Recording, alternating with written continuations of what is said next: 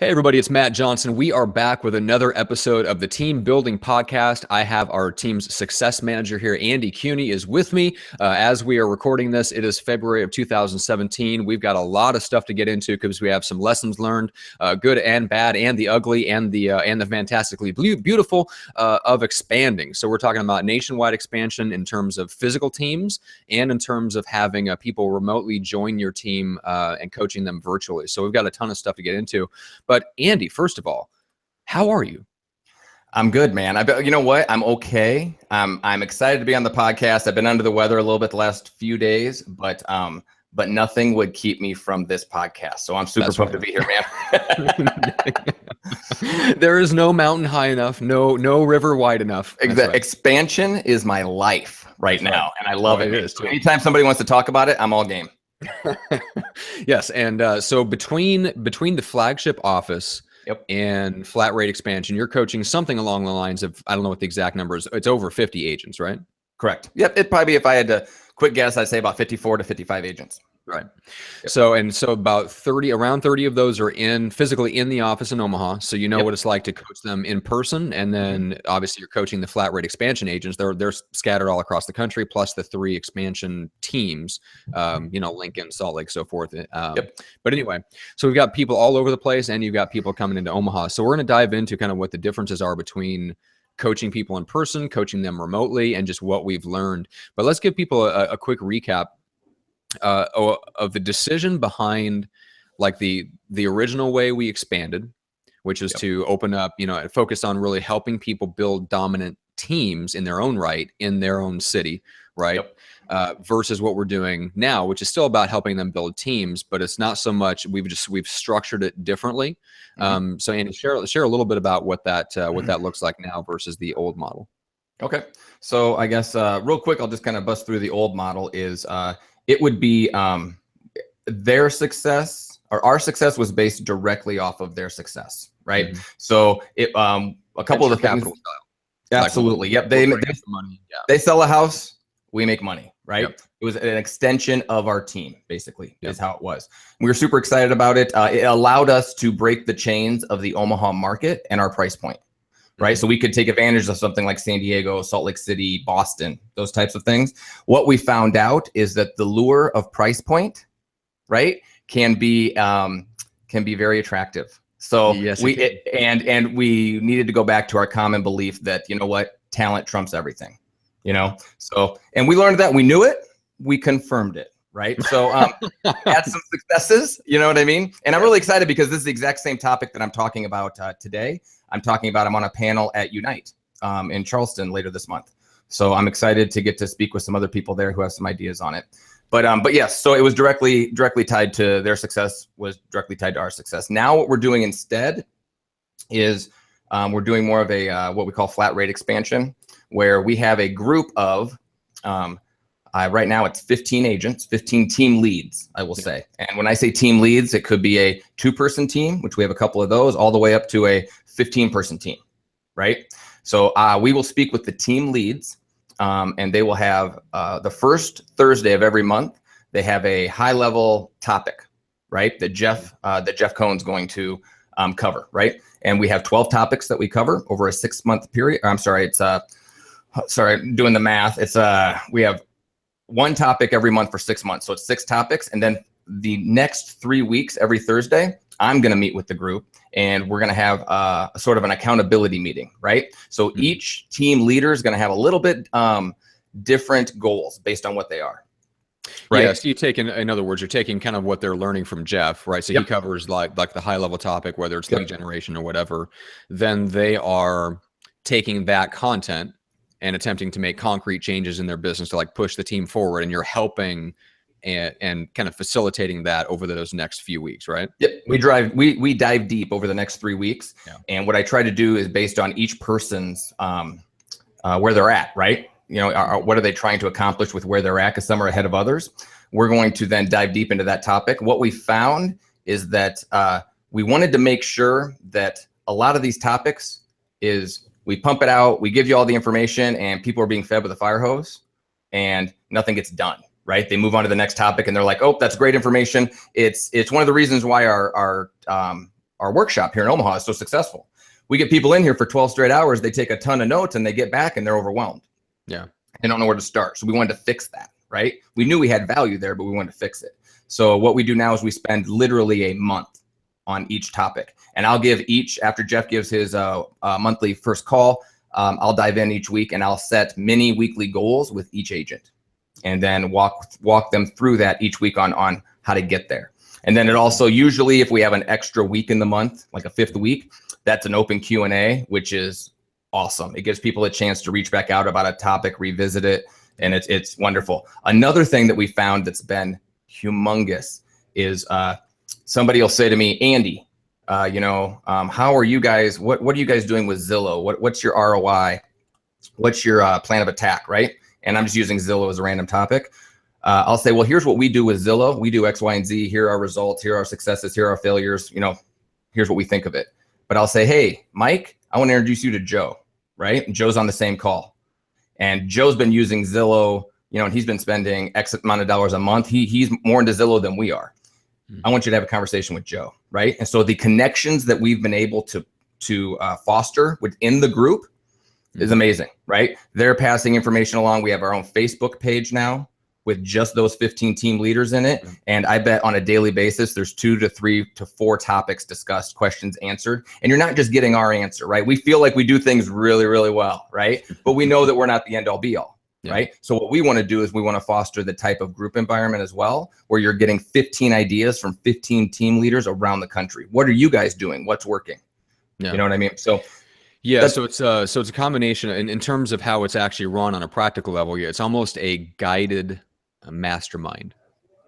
Yeah, I guess you could say that. Yeah, with a little bit of accountability, both horizontal and vertical. So they're committing to certain things. They're making a commitment to you on the call, but there's also the horizontal accountability just with the other team leaders that are there on the call with them, that they're also making that commitment to at least take some concrete steps forward. Absolutely, yeah. And it makes our job a lot easier when I can turn to somebody and say, hey, here's how we should do it. And every week, you're hearing me hammer out the same things and kind of, giving our idea and spin on it. And when you have, somebody else in the group that you've reached out to and say, we hear this all the time.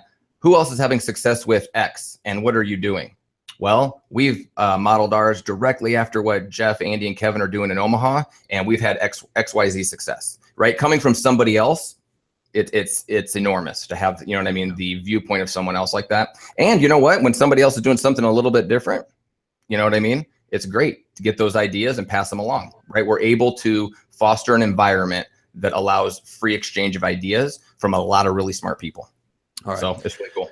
So I want to get into the stuff on behavior change that we've been talking about, I've been talking about it separately, you and Jeff and the guys have been talking about it just in the context of expansion. And I think this is something that's going to be really valuable for other people to hear and get some, insight on what we're thinking. But before we do, I want to get into what just structurally the difference between, kind of when we went down to, and took the ESO, Keller Williams ESO expansion systems, their class and their model, which is a talent first, system second expansion. You expand based on talent, regardless of location. You expand on talent first, and you provide them systems and training and stuff like that. But there's not a lot of you're helping them to plug into your systems, but usually that doesn't mean lead generation. Usually that means support systems, coaching, accountability, yada yada. So you guys, that's one of the things that we've done is when we held that over from the old model.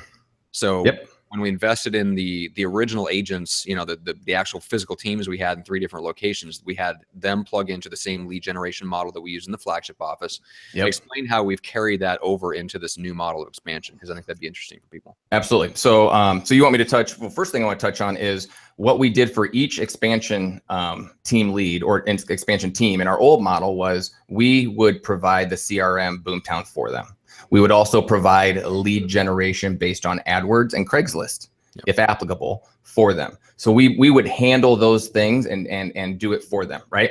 So they were getting their leads every month, and then we would teach them systems on how to convert all the way down the line. What we're doing now is not everybody is required to be with Boomtown, right? They can handle their own CRM. There are a lot of them out there. So the training is not Boomtown specific, right? There are going to be things where the leaders who are in our system right now who have Boomtown, it's great. They can lean on us for support and we can give them tips and tricks and obviously the things that we feel like work best. If you don't have Boomtown, which we have a number of those as well, you know what, it's going to be, these are the types of systems and approaches we want you to use that within your CRM. Yeah. Right. Because they all don't have the same bells and whistles, but it's the basic idea of how to approach the leads that will lead you to the conversion that everybody wants. That's what's interesting about CRM. I was talking with Frank from Viral about this here, I think just 2 days ago, because we're building out a CRM for some stuff that we're working on together. Not a software per se, but just we're using HubSpot and we're building out a certain customer database, and CRM is as much a system, a philosophy, or a way of doing things, a way of keeping track of information as it is a software. And so there's, like you said, there's concepts, there's principles that Boomtown uses. The terminology may be different, the bells and whistles might be different, but regardless, as long as you have a CRM that has the basic features of a CRM, a lot of that stuff carries over. So anyway, so we've gone from like us laying out the money like a venture capitalist to buy all that stuff, to buy the leads at our own expense and then make the money in terms on the back end, which is how most expansion works, to going in partnering with the agent, and for a flat fee, they get the CRM if they need it. If not, they're still just paying a flat fee. But in other words, for that bundled flat fee, they get the CRM and they get to be part of the expansion team. But they're and then we're helping them go out and form those relationships to get the actual lead gen cost covered. Whereas before, we were having to do that all ourselves. So absolutely. It takes a lot of the cost in terms of expansion. It takes a lot of the cost out for the home office team. And then obviously that takes a lot of the risk out too. So we can afford to service more people, right? So instead of having 3 offices, now we have 15.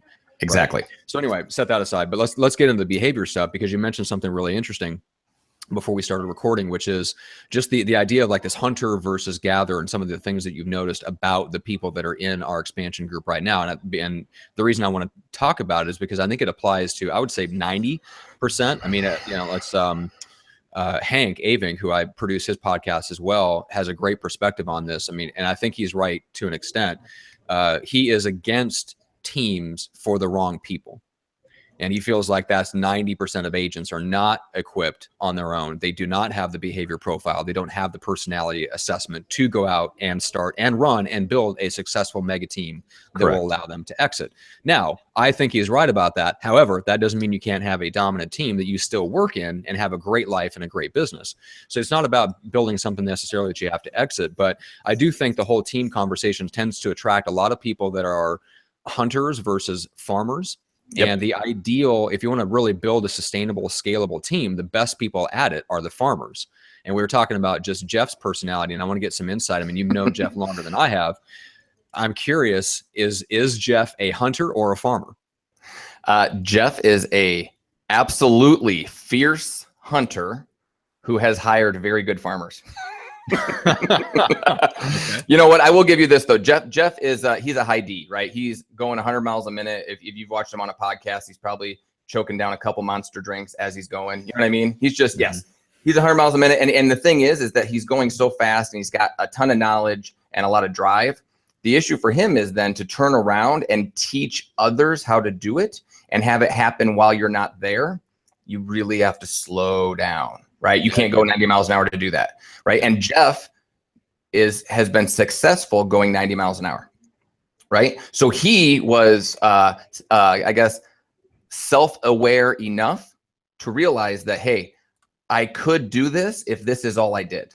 Right? I could teach other agents how to become rock star agents if that's all I did. That's not what all Jeff wants to do. Right? He's a hunter. He's still going. So once he kind of figured out where his, and I don't want to say weaknesses are, but where his time was best spent, right? And it wasn't spent doing lead gen and those other things for other agents, holding them accountable, teaching them how to do these things. It was going out and doing those things, right? Instead of hunting deals together now, he's hunting systems and ways to better convert units, right? Yeah. Well, and partners. And you mentioned this before we started recording, so I want to get that point across, is that Jeff is a great hunter and he hunts for relationships. Absolutely. Right? With great way to say it. You said that so much better than I did in about 200 words less. All right. So he hunts for relationships and he hunts for systems. And I think that's the That's one thing that I really admire about Jeff is it's so difficult to scale up a business because of the behavior change it requires of the leader, right? Absolutely. And that's Absolutely. what you're going through. And I think that's what anybody that tries to expand, that's what they go through, because you're trying to the people that you're bringing on to the expansion team, especially if you're trying to teach them how to build a team, you're not just taking on single agents and just teaching them Right. to be better agents, right? So I mean, if you want to expand like that, you can do it all day long. All you have to Right. do is just be good at skills-based training. Right. And then it's just a matter of, do you have like the right value ratio to keep people from leaving once they're good at what they do, right? So that's a fairly easy equation. Teaching people to build teams, and like you said, teaching people how to become better leaders. So this stuff takes place without their daily involvement, or that happens without them being there, or building a system that kind of runs. That's a very like farming type of mentality, right? It's building a system that runs without you. That is a completely different skill set from hunting, right? Hunting, especially hunting for deals. So that's one of the things I admire about Jeff is you talked about the self-awareness. I don't know quite what that is. I know it can be developed a little bit, but Jeff seems to have it more innately, and so do guys like Frank from Viral Marketing and a lot of the other just people that have scaled up businesses. They're almost like chameleons, right? Yes. Yep. They can. That's one of the things I admire most about Frank is he has the ability. I think he's by nature a farmer, but when he needs to switch into hunting mode, it is immediate, it is aggressive, and it is fast. And then as soon as he's developed that skill. He's developed the skill to switch into that hunting mode very quickly, very intensely. And then as soon as the need for it is over, it's back to farming. It's back to hunting systems and back to hunting relationships. Right. You know? Yep. So it's an interesting dynamic. So I'm curious, like, what are your observations with kind of teaching people around the country to try to develop relationships and systems versus developing the deals? You know what? It's a switch for a lot of them. I won't say for all of them, right? Okay. It's a switch for a lot of them because their strengths are, if they're part of a flat rate expansion and they're part of our group and they are willing to do this, right? They're motivated enough to do this. I'm talking to a lot of high Ds, right? We got a lot of high Ds in the group and they're like, go, go, go, go, go. And what I need to teach them to do is that they've got to change their focus onto systems, accountability, lead gen, all of these other things where that wasn't their focus before, right? Mm-hmm. And they're so used to being laser focused and crushing one thing and doing it so well that they don't want to be scattered, right? So I need to teach them they're really, it's starting to change. Here's a perfect example. The first month, all I heard about were deals, deals, deals, deals, deals from the team leads, right? Okay. Now, when they come up, they got questions. It's about relationships, people on their team. Who can they start to leverage within their team so that it's a win-win situation for both people, right? I can see it slowly start to shift. Mm-hmm. So, and now they don't come to me and brag that, hey, I had $1 million listing last week and, and blah, blah, blah, blah, blah. That's the kind of small talk we'll start out the call with. Now it's this instead. It's, hey, you know what? I gave so-and-so on my team responsibilities and they crushed it. And Nice. It allowed me to have XYZ hours that week not doing this. Right? So there's those little things that just start happening that kind of start turning. And it's hard because it can be frustrating because they're really good at one thing and they know that one thing has brought them income and, you know what I mean? And all these other things. Yeah, and you're trying to tell them, that's great. I want you to do this. And they're realizing that the things that we're asking them to do, it's a lot of times they're better served finding someone who can do that job better than them. Right? Finding someone else to give that role to. And that comes back to what Jeff has done here, where he hired Kevin McGowan, our operations manager, handle all back office stuff, right? And Kevin's wonderful at it. Mm-hmm. And then he's hired me to obviously do the accountability and the coaching for all the agents on the team, right? So if you are good at all those things, which Jeff could do all of those things, and Jeff has done all of those things, right? Not the best use of his time. He's a hunter first. I want him out there hunting more relationships for ERS. I want him hunting more agents for Omaha's Elite, right? We want him doing those types of things and let me handle what I'm good at. Could I do that? Could I go recruit and could I find relationships? Absolutely. I'm better helping the relationships we have and fostering those, right? Yeah. So we can, like you're talking about Frank, he can flip the switch, right? And change his skill set, but where he goes back to being most comfortable is where his time is best spent. Yes. So I'm trying to. That is absolutely true. Right. So I'm just trying to get the agents that we have right now at ERS just turn it a little, just tweak it, and their mindset is starting to change. Once their mindset fully changes and they start doing these things because they believe in it, not because someone's telling them to, then the sky's the limit. That's when the roller coaster starts going fast. It's really interesting. Yeah, I think that's it's something that no matter how you expand, no matter how good the talent is, it has to be a very specific kind of talent in order for them to really be a sustainable kind of expansion partner. And talk a little bit about the difference between having like the group accountability where it's virtual. Now, obviously we've met everyone in person, right? They've come out to the workshop, and like we didn't make expansion available to somebody that didn't come to the office and hang out with you guys for 12 straight hours, which there had to be some sort of buy-in on their point. Yeah, that's a lot of Jeff. But anyway, we give them a break or two there throughout the day where they get to hang with us. Breaks from Jeff. But anyway, so like it's not like you guys haven't met in person, but the ongoing coaching is taking place in this kind of virtual environment over Zoom and stuff like that. But you know what it's like to have agents come into the office every single day, and you see them in person, you see them face to face, belly to belly. What have you noticed on the differences between that type of interpersonal relationship where you're trying to get and inspire and motivate behavior change with people that you're physically with versus people that you're virtually with? Okay, so physically with, you need less time, right? When I'm physically with them, and I can be with an agent for 20 minutes in a conference room and do a one-on-one with them, and I can run through their numbers and I can find out what's going on with their family, and I can tell when something's going on, right? Plus, I know that I don't need to make that 20 minutes the best 20 minutes of the week, because I'm going to have opportunities to see them throughout the week, right? I can touch them, talk to them, see them. You know what I mean? They're a quick text or a phone call away. It's easy.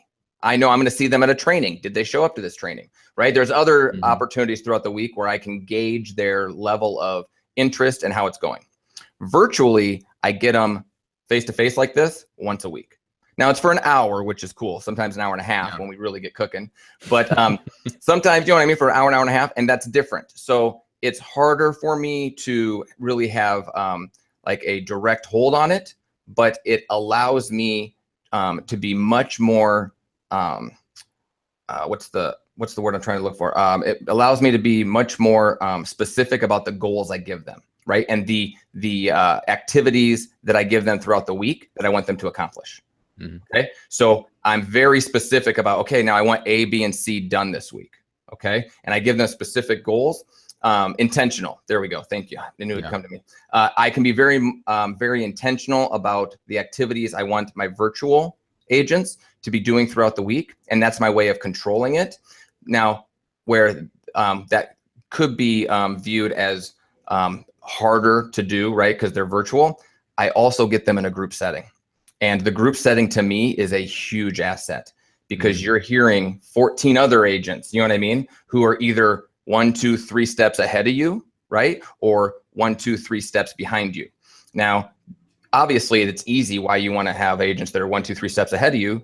They can give you real life experience as to what did you do next? How did you get through this, right? Real life experience from the person who did it. That's amazing.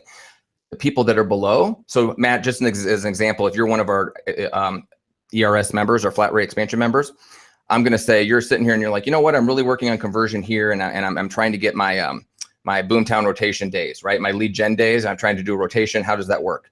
Hey, you know what? Kevin over here has been doing it for about 3 months. Why don't you talk to him about some of the problems that he's been had, some of the successes. And then after that, why don't you reach out to Jamie? Because he's been doing it that way for 1.5 years and says he'll never go back. Right now that's great. You're going to get a lot of information from those guys, because we're going to tell you how we do it as well. The other benefit is you're going to have guys behind you that aren't there yet. Right. And I will tell you, it is a lot of people know what to do. Right. And they feel like they have an understanding of it, of a system. To turn around and then have to explain that system to somebody else who isn't there yet is a huge benefit. Yeah. I see people when I ask them, hey, you've been doing this for 3 months. Will you explain it to so-and-so who's thinking about making the change? Well, they could do it just fine. Now they have to explain it to somebody, and to watch their face while they're explaining it, like it's opening, you know what I mean? It's just opening up for them. They're like, oh, like they learn as they're explaining it. So to teach it to somebody else, it's amazing. Like I'll do it on purpose. Like I'll hope somebody will bring up a topic and I'm like, bam, Matt, could I have you talk to him a little bit about this, maybe after the phone call and our meeting? Could you hop on you know what I mean? And it's just, you then have such a better understanding of what you were doing to begin with because you were forced to explain it to somebody else. And I look for opportunities like that all the time, because there's one thing it's to do something, you got to have a basic understanding of it. To teach it, you got to know it inside and out. And it also helps me gauge how well does that person know, right? Because they may be doing it, but are they able to let their 5 agents on the team understand it well enough? Don't know yet. And that helps me decide whether I need to be leaning on them a little more, give a little bit more instruction, or if they're ready to go, right? So putting them in teaching moments is a huge educational opportunity, I believe. Love it. Awesome. Well, that was very, very good, very helpful. And that's a great tactic for people to keep in mind if they're doing group coaching, whether it's with their agents, whether, that's something you can do physically with any agent on your team or anybody that you're expanding with. But I want to be sensitive to your time. So we've got 2 more things to wrap things up. But so number 1, obviously, we bring people in for the team building workshop, guys. Go check that out, eliterealestatesystems.com/workshops. Just go to the workshop page on the website. But anyway, so that we've got those coming up. We've got a really big one coming up in May, coinciding with the Berkshire shareholders meeting, which is going to be awesome. I'm going to actually come into Omaha for that. Yes, I will be flying in and making a cameo appearance in Omaha. Get your tickets now. See some family. That's right, and make an appearance. I'm gonna deign to show up at the Berkshire shareholders meeting and grace them with my presence. But Warren Buffett will be relieved. I know he'll be relieved that I showed up. But anyway, but I think the thing that really stuck out to me about this conversation that it made me think of that I want to just reinforce real quick before we jump off is that the people that join expansion teams, that yes, they may have achieved a level of success. They may go on to be more successful, but they believe that by partnering with you, that they will get somewhere they couldn't have got by themselves. Otherwise, they wouldn't join you. That is a given, right? Right. So the value proposition to them from our perspective, like, hey, we have all this content, training, systems, yada, yada. Whatever that is that we offer to an expansion agent, what we're really offering is our ability to motivate and inspire them to do new behaviors, new habits on a daily basis, right? Absolutely. All the information and training and systems, you could put that in a booklet and send it to somebody, and somebody, you can pick that up and run with it. And that's fine. That's great. What it is that it's the ongoing diving deeper every week and making what you did last week and improving upon it every single week. You know what I mean? And to be able to do that with no matter where you're at, you know what I mean? Whether you have 15 agents under you already, or whether you're a single agent hiring your first transaction coordinator, you know what I mean? Everybody. And so we have such a in-depth knowledge of our systems and how we feel you can be successful, that no matter where you're at in the process, we understand how to help you get to the next rung. Does that make sense? Yeah. So if you're at 15, absolutely, man, let's get you to 20 or 25 and let's help you exit the business. You're a brand new agent and you're trying to hire your first transaction coordinator and maybe find a showing assistant or part-time buyer's agent. Absolutely. We've all done those things and we've done them multiple times over. So let's walk you through what your next step is. Yeah, I like it. All right, man. Well, that's about it. That'll do it for this one. Guys, go check out eliterealestatesystems.com. Make sure to subscribe to the show on iTunes, Stitcher, and YouTube, depending on whether you want the audio and video versions. Andy, thank you. This is exactly what I had in mind. I love just having these kinds of super in-depth conversations about what it's really like on the back end to expand, to build a team, to help other people attempt to build their own teams, because these are the conversations that normally take place in like the back halls outside of Boomtown Unite conferences or something like that, which I know is coming up. But you're going to be speaking on a panel. So guys, look out for Andy. I know Jeff is speaking as well, I'm sure. And Kevin's speaking as well. Other events. Kevin's on a panel also. Jeff's on 2, I'm on 1, Kevin's on 1. So we're all, every day you'll have an opportunity to see one of us. That's awesome. So guys, yeah, if you're listening to this before the event, make sure that you get out there, make sure that you say hi and catch them at their panels and events. If you're listening to this in the future, just make sure to connect with us on the website, like the ERS page on Facebook, subscribe to the show and all that good stuff. So with that said, everybody, thank you so much for watching. We'll see you on the next one. All right. Thanks, Matt.